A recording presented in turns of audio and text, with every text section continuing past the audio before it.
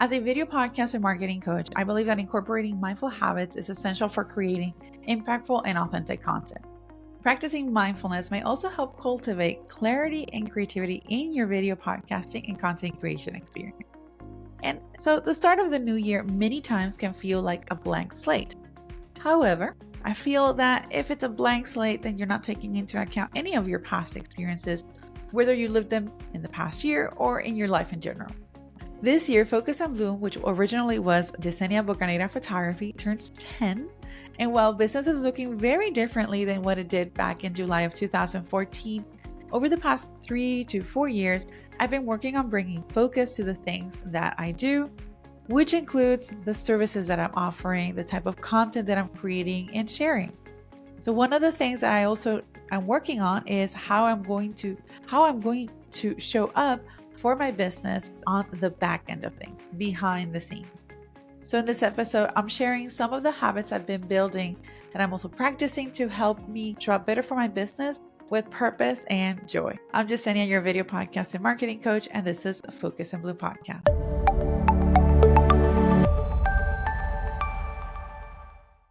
2023 was a year where I got sick a few times. I even lost my voice, which if you didn't know, it's not great for a podcaster. It wasn't all that great for my health in general. However, looking back at the year in general, as a whole, it was still a beautiful year and very good year.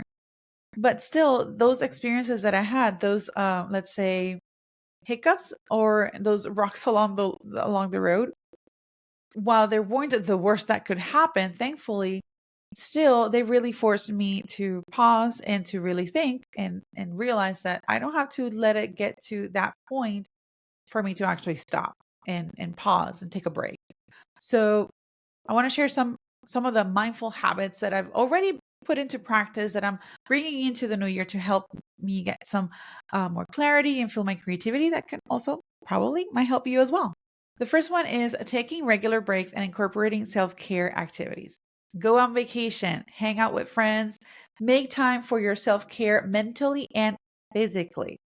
My husband and I recently went on a trip to Spain, and it was really great to just be away from my emails, away from social media, and just be present and enjoying the experience. And I can definitely tell you that although the trip was about a week, it was a short trip relatively, I still felt so refreshed and just with new ideas after that trip. And definitely after I got over the jet lag for sure. Another thing is engaging in creative activities outside of work to help stimulate new ideas and perspectives. If you've been following me for a little bit, and if you haven't, then welcome. And also, now you might know that I am a triathlete, although not a professional. I'm just an amateur triathlete, but I love triathlons because it's a great way for me to work on my physical and my mental health, but also it takes me away from my computer. So it's a way for me to be entertained and to just do something different. Also, I do think that triathlon is like the best comparison to running a business because there are so many small nuances to running a triathlon, because you've got the swimming, you've got the biking, you've got the running, and you also need to think about your nutrition and your transitions from one sport to the other.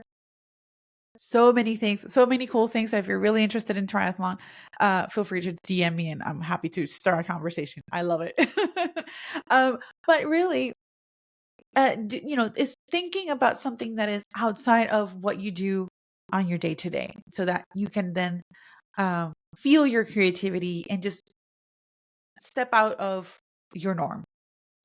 Another thing that you can work on is also setting clear goals and intentions for each day, each week, and the month. And several episodes, I've talked about SMART goals and setting goals and then breaking them down. So that's pretty much what this means is let's say if you want to increase your sales this year, that's a good goal, but we need to tweak it a little bit. Me to bring it more specific, right? Like, how much do you want to make this year? Well, maybe in order for you to do that, you might need to look at what you did last year and then do some calculations and then come up with a percentage of how much money more do you want to make comparatively from the previous year. That's bringing that goal and breaking that down into smaller chunks. So in another way that you could do, or another way that you can approach this could be like, okay, this week I'm working on my new website, which by the way, I'm actually launching a new website very soon. So yay, almost done. But like breaking them down. So if you're working on the new website, what do you need to do for the website? Okay, work on the about page. Perfect. That's your goal for this week. Then the next week, you're going to work on the your services page and make that your goal. That's how you're starting to break those goals down into more attainable milestones, and you can then break those down into days, weeks, and months, etc. One thing that comes with setting goals is setting a realistic plan.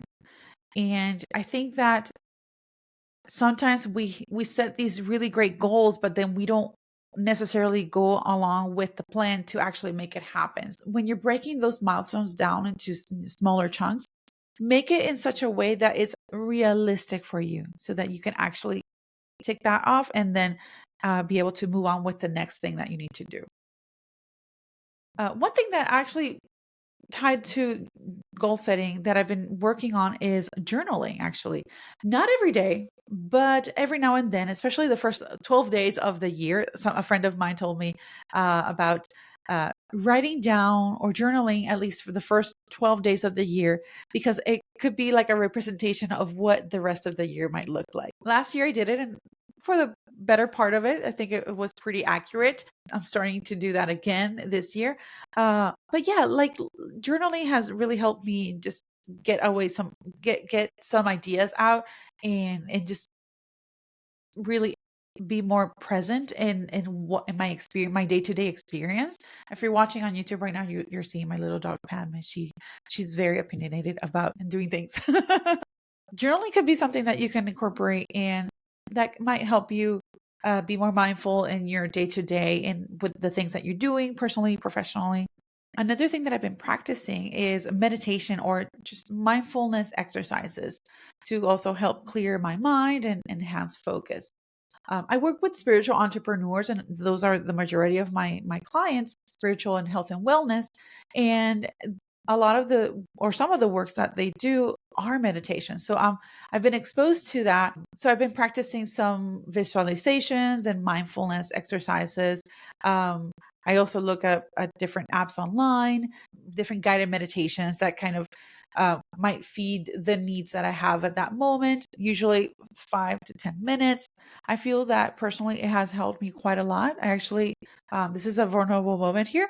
I have lots of nervous tics, and I try to hold them back when I'm on camera. And, but I definitely am very aware that I do them when I am very anxious, very stressed out, when I have a lot of work to do. I catch myself doing them. And I've been practicing a little bit more of these meditations and all these practices that I've been mentioning. And it has honestly helped me so much in calming them down. And I don't find myself or don't notice myself doing them as often as I did in the past. So this is definitely something good for me. So I'm going to be working on continuing and building this practice. It might seem a little woo for you. So that's perfectly fine.